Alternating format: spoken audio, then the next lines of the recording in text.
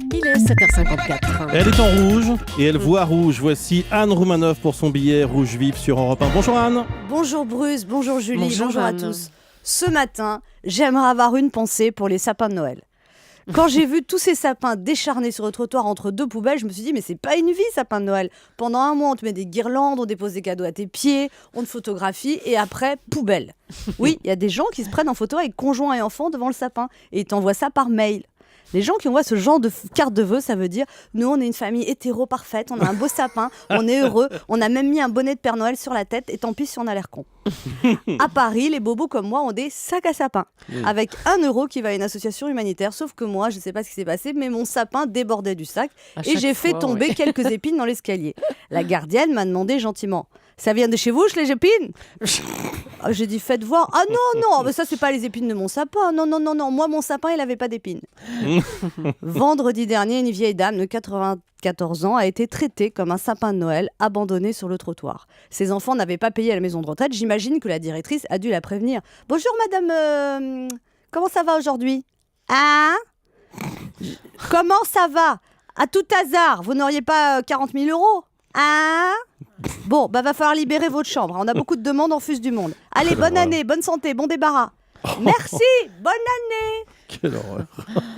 Ensuite, ils ont mis la vieille dame dans une ambulance. Ils l'ont renvoyée chez un de ses fils qui était absent car en vacances dans le sud de la France. Ne le jugeons pas trop vite. Quand on voit le prix que coûtent des vacances à la neige, entre le forfait de remontée mécanique et la location des skis, il n'avait pas forcément le temps de s'occuper de sa mère de 94 ans.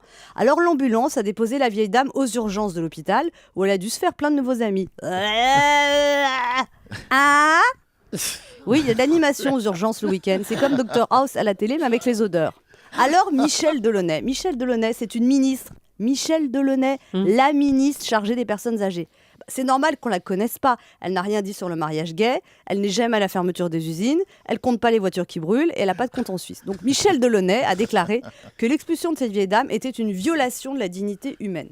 Alors maintenant que l'histoire a éclaté, tout le monde s'excuse, la maison de retraite s'excuse, les fils prétendent ne pas être au courant de ce léger différend financier de 40 000 euros quand même.